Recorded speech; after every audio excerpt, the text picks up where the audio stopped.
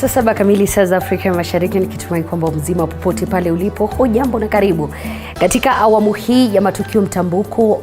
Katika kipindi cha dakika 30 nikujuze yale yanayojiri katika kaunti zote 47. Jina langu Elizabeth Mutuku, na wasiliana nasi kwa 22047 mitandao ya kijamii @TV47 Kenya pale Facebook, na ukurasa wetu wa Twitter, ukurasa wangu binafsi L_Liza. Kwa siku ya pili, waziri wa usalama wa ndani Profesa Kithure Kindiki amekita kambi katika maeneo ya kaskazini mashariki mwa Kenya katika shughuli za kutathmini usalama wa maeneo hayo na haswa mipakani. Hii leo Kindiki na maafisa wengine wakuu katika sekta ya usalama wamezuru kaunti ndogo ya Moyale, kaunti ya Marsabit, mji ukiwa mpakani mwa Kenya na Ethiopia. Na kwa sasa tutakuwa tukisikia yale Kindiki alikuwa amezungumza dakika 2-3 zilizopita. I understand those other sectors, but it is the only sector that you put a sharing today.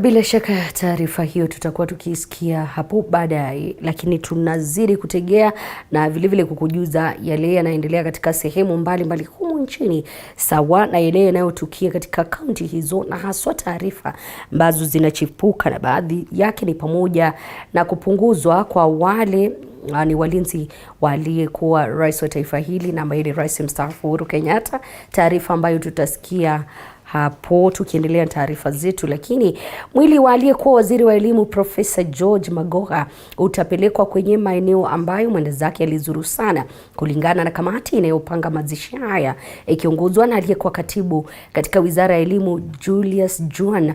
Ni kwamba msafara huu utaanza tarehe 8 mwezi huu kutoka makafani ya Lee mjini Nairobi na kutamatika katika shule ya Starehe alikosomea Magoha. Juan aidha amedokeza kuwa umma utaweza kutazama mwili wa mwenda zake Magoha Alhamisi katika kanisa la Consolata Shrine eneo la Westlands hapa jijini Nairobi.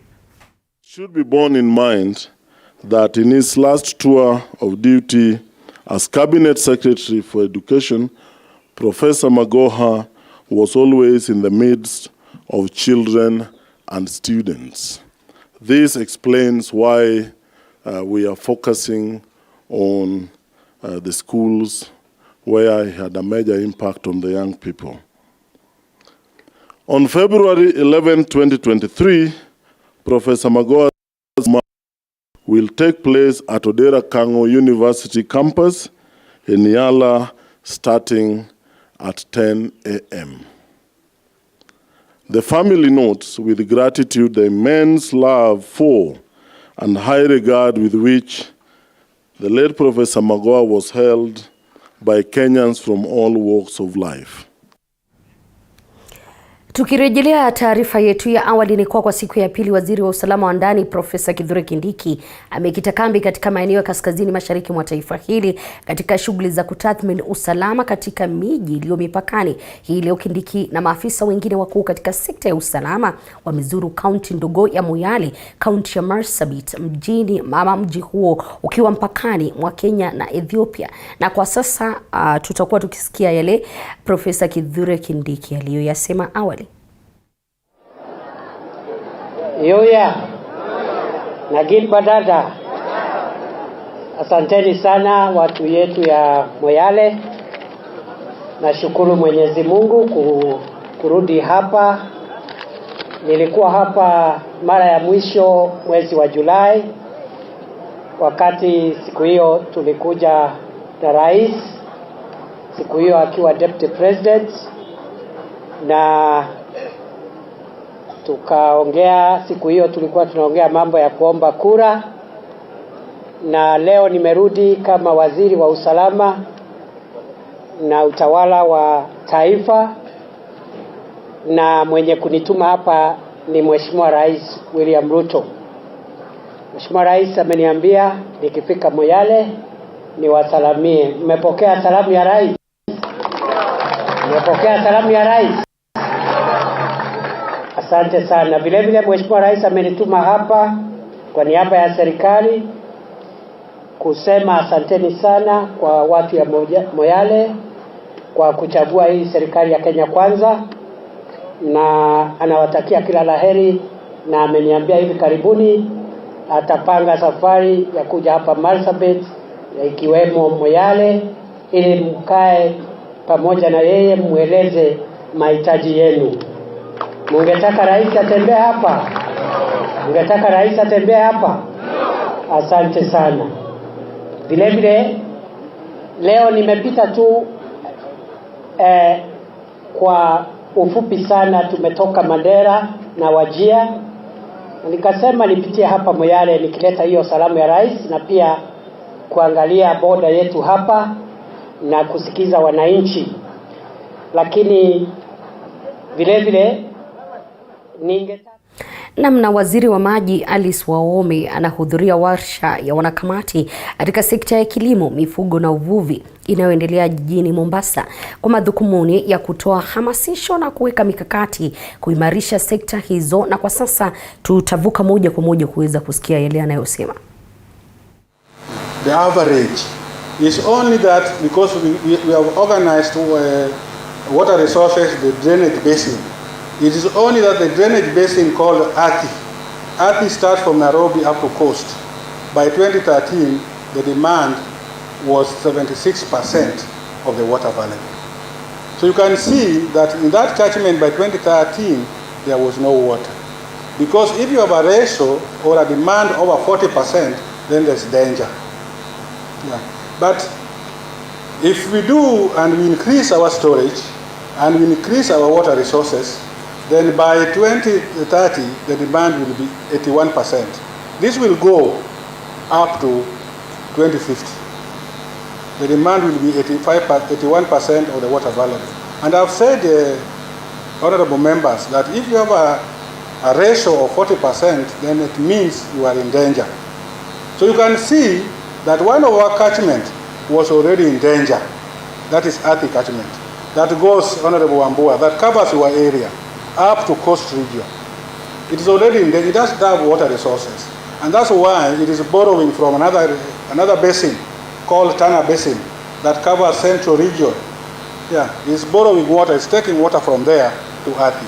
So, honorable members, if this country does not do anything on water resources, on dams, planting trees, then by 2050, I think the resource that will be available for use will be the Indian Ocean, even for the city of Nairobi. Yeah, even for the city of Nairobi. And that's why it is good for us to get our acts right. Do water harvesting, do numerous sand dams, do numerous water ponds, store the water when it is there so that we can have. Bila shaka taarifa hiyo, mpenzi mtazamaji, tutakuwa tukikuletea baadaye mwendo wa saa 10, saa 1 na saa 3. Lakini katika swala lingine ni kuwa kampuni zinazotoa huduma za usambazaji maji kote nchini zimekongamana katika kaunti ya Kakamega kujadili swala tata la nyongeza ya bei ya maji. Mwanahabari wetu Violet Auma yupo katika kaunti ya Kakamega na sasa anazungumza na baadhi ya washikadau moja kwa moja. Iwapo unanipata Violet, ni yepi malalamishi ya hawa?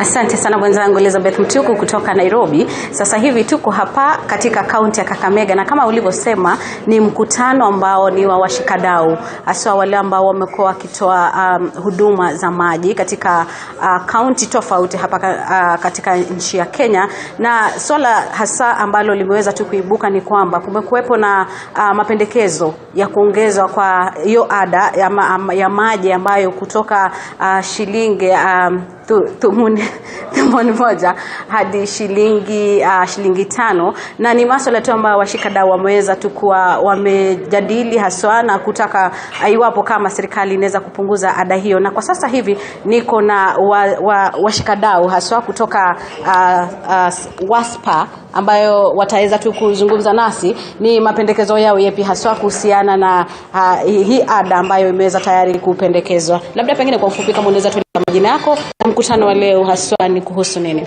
Asante sana. Majina yangu naitwa Anthony Ambugo. Mimi ndimi afisa mkuu mtendaji wa shirikisho hili la WASPA ambalo linaleta kampuni zote za maji katika taifa hili ambazo zinadhibitiwa na shirika ile mamlaka ya kudhibiti maji katika taifa hili ambayo inaitwa WASREB. Kusanyiko letu ni muhimu haswa, maana kampuni hizi zote kila baada ya miezi mbili tunakusanyika ili kubadilishana mawazo ili kuboresha huduma ya maji katika taifa. Na tunapofanya hivyo tunakumbwa na changamoto nyingi. Kwa sasa serikali kupitia ile mamlaka ya kudhibiti rasilimali ya maji, Water Resources Authority, imetoa ada mpya ambayo inatakana ianze kutumika mwezi huu. Tulikuwa tunalipa ada hiyo, taarifa hiyo ya maji, water user charges, sumni kwa lita 1000 za maji. Lakini kwa sasa ada hiyo imependekezwa kupandishwa 1000% ambayo inaenda shilingi 5.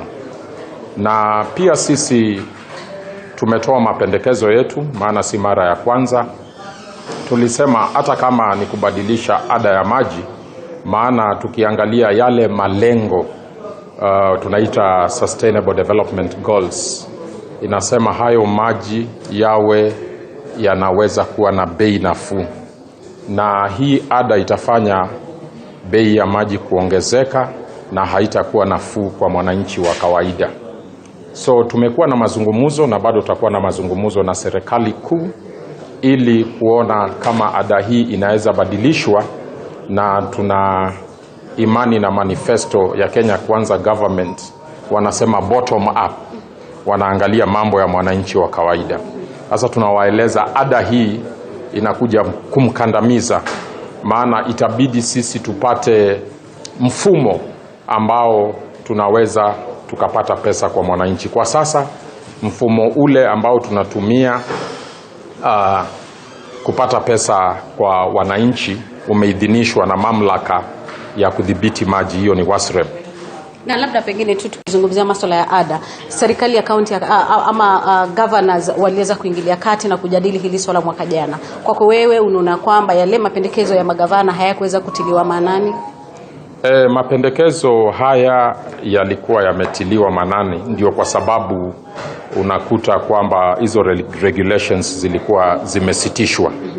Lakini pia kuna serikali mpya, vile unaelewa, badilishana mawazo, walikuwa wajapata vizuri haya maneno yamelenga vipi. Na mazungumzo yanaendelea, na Council of Governors msimamo wao ni ule ule. Sisi tunafanya kwa niaba ya Council of Governors. Kuna ile principal agency relationship. Okay. Kwa sababu ya muda, labda pengine niweza tufumleta kwako wewe, kauli yako ni pia haswa kuhusiana na mazungumzo haya ya ada, na vile vile pia mawili matatu ambayo yameweza kuibuka katika mkutano wenu wa leo. Asante sana. Kwa majina ni Tom Odongo, mimi ni msaidizi mwenyekiti wa WASPA. Mambo ya ada hiyo CEO ameongea na inaeleweka, na tunaendelea kuongea, tunaendelea kujadiliana na serikali kuu na Council of Governors, na niko na matumaini kwamba itasuluhishwa hivi karibuni. Hii mkutano pia kumekuwa na changamoto mingi sana. Apart from mambo ya ada, tunaangalia mambo ya regulation, na the most important thing pia tunaangalia sisi kama water service providers tunaweza saidiana namna gani kwa kimawazo na kuboresha service kwa wananchi. Okay. Asante sana. Sawa.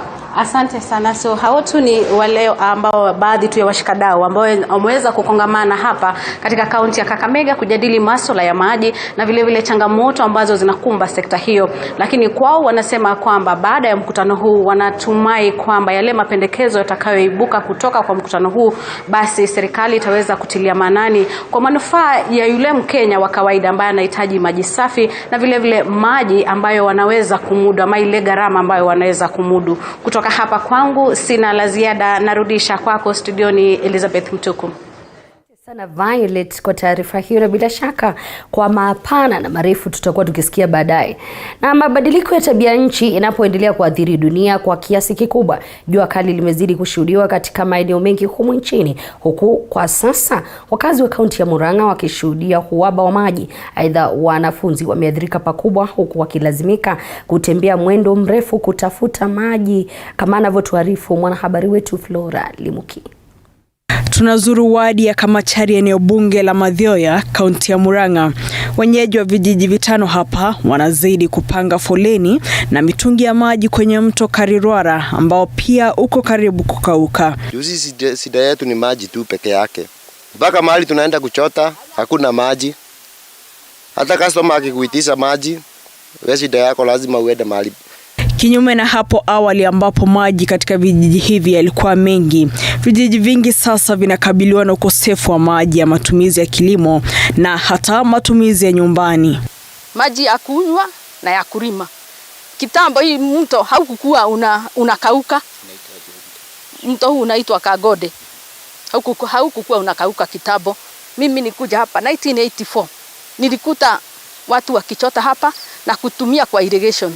Lakini sasa imekauka. Wakazi hao wanatuelezea jinsi wanavyohangaika kuamka saa 11 asubuhi kwenda kuchota maji mtoni, kwa sababu maji ya mto huo pia hukauka hadi alasiri, kwa hivyo mtu hulazimika kuchota maji mapema. Sasa mama alika hii ndogo wako na shida sana.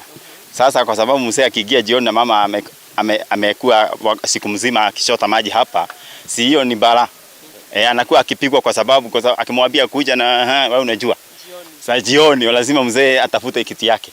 Na wewe mama anakataa kwa sababu kazi yake ni ya maji. Wakazi hao wametoa wito kwa Waziri Kithure Kindiki kuzuru eneo hilo ili waweze kufahamu kuhusu changamoto wanazopitia, ndiposa wapate suluhu ya shida hiyo ya maji. Nimesikia kuna wajeshi, sijui kama ni wajeshi ama ni polisi, kundi lao limetabaka kote kutafuta kuangalia shida ya maji. Ningewaomba wakuje Kamachari location, hii jiko village waone vile tuko. Uhaba huu wa maji umewaathiri wanafunzi wa shule ambao sasa wanalazimika kubeba maji ya kuosha madarasa yao. Flora Limuki, TV 47. Asante sana Flora kwa taarifa hiyo. Na Frederick Leliman, afisa wa polisi aliyepatikana na hatia ya kumuua wakili Willy Kimani, mteja wake na dereva wa teksi, amehukumiwa kifo, na maafisa wengine wa polisi waliohusika katika mauaji hayo ni pamoja na Stephen Cheburet ambaye atahudumia kifungo cha miaka 30 gerezani, Sylvia Wanjiku na Peter Ngugi waliopewa kifungo cha miaka 24 na miaka 20 mtawalia gerezani. Jiji Lesit alitoa hukumu hiyo hii leo.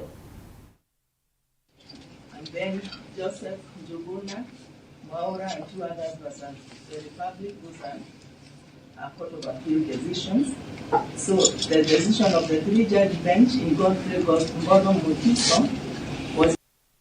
Undani wa taarifa hiyo ni baadaye. Inspector Generali wa polisi Jafeth Koome amekiri kuwa serikali imebadilisha walinzi wa Rais mstaafu Uhuru Kenyatta. Akihutubia wanahabari, Koome hata hivyo amekanusha madai kuwa serikali imewaondoa walinzi hao na kusisitiza kuwa mabadiliko hayo hayana uhasama wote wala kinyongo. Vile Koome amesema usalama wa Uhuru umepunguzwa ili kuambatana na hadhi yake sasa kama Rais mstaafu. Tuko na policy na simi nilitengeneza, nilipata kwa ofisi inasema ukishatoka kwa ofisi utabaki na askari namba hii, uko kwa ofisi utakuwa namba hii. Hivyo hata wale inspector general wamestaafu, kuna wenzangu wamestaafu, wawezi kuwa na nambari sawa ya ku provide security kwao kama ile niko nayo. Kila mwananchi wa nchi hii anahitaji ulinzi. Hakuna haja mimi nikistaafu niwe na askari 100 kukaa na mimi. Na askari wanahitajika kule wasaidie wananchi. Ndio tuhakikishe kuna utulivu kwa nchi yetu, because no country can develop if there is no security. For socio economic political development of any country, we need a secure country.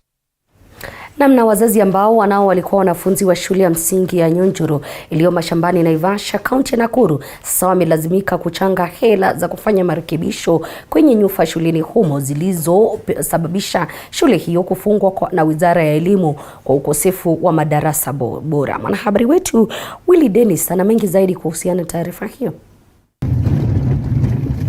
Wahenga walisema kuwa fahali wawili wapiganapo nyasi huchanika, msemo huu ukiwa dhahiri kwa wanafunzi wa shule hii ya Nyonjoro, wadi ya biashara Naivasha, kaunti ya Nakuru, ambayo imefungwa kufuatia madai ya ubabe wa kisiasa baina ya mjumbe wa awali John Kihagi na wa sasa Jane Kihara, wakilazimika kusafiri kilomita nyingi kusaka elimu. Shule yenye iko karibu na hapa iko kilomita kadhaa kutoka hapa.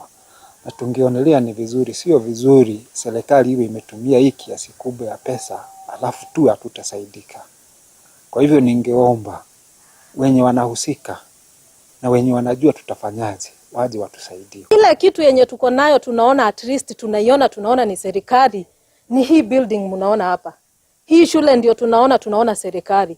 Kisha baadaye tunakuja tunaambiwa kuwa serikali kuwa shule itabomolewa. Sasa tunashangaa ni mbele tunaenda au ni nyuma tunarudi.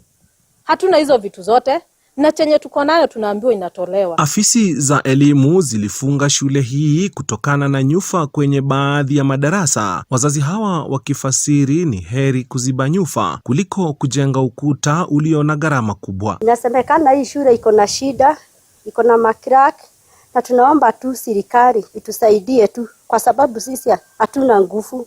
Watusaidie tu. Tumefika kwa hizo ofisi zote za education, all those offices. Tumefika zote na hakuna msaada tunaona.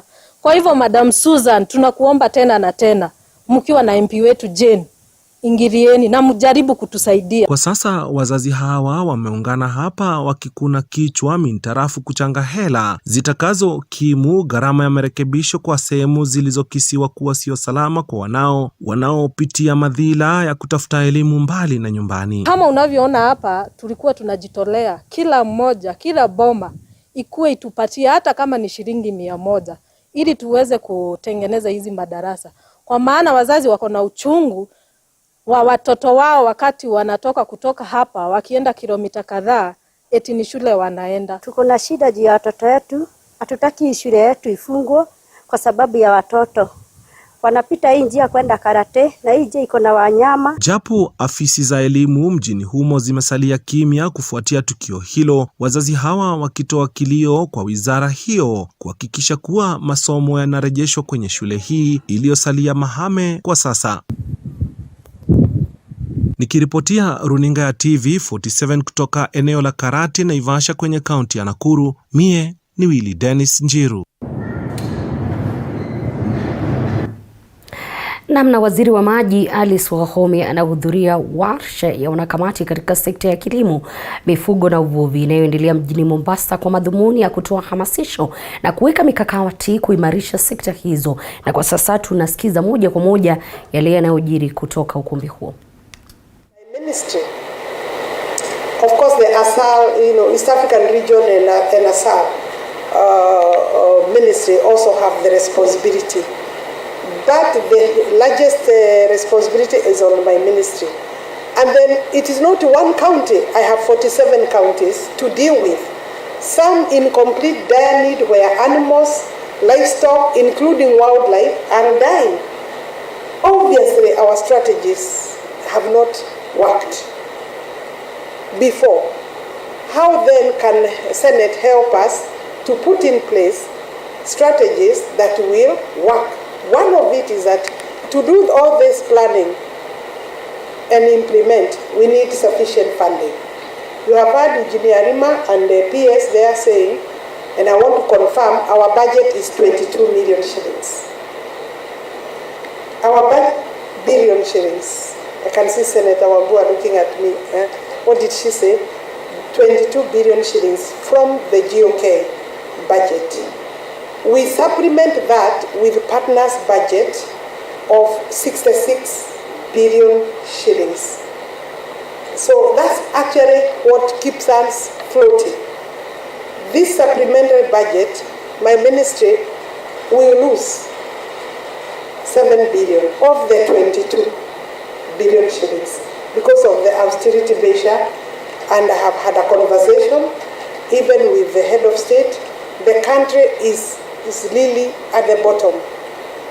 And so even if you put a very good case, the bottom line is that we don't have enough money. Luckily, as a government, we are critically aware of that position, and that's why there are efforts to raise money also with partners. You have seen drought interventions that we are mobilizing. Tutakuwa tukikuletea hiyo taarifa baadaye. Polisi mjini Kitale wanazuilia washukiwa 23 wanaohusishwa na uhalifu pamoja na uuzaji wa bangi, huku kilo 100 za bangi pamoja na lita kadhaa za pombe zikinaswa kwenye operesheni inayoendelea katika eneo hilo. Mwanahabari wetu Isaac Famba kutoka kaunti hiyo na mengi zaidi.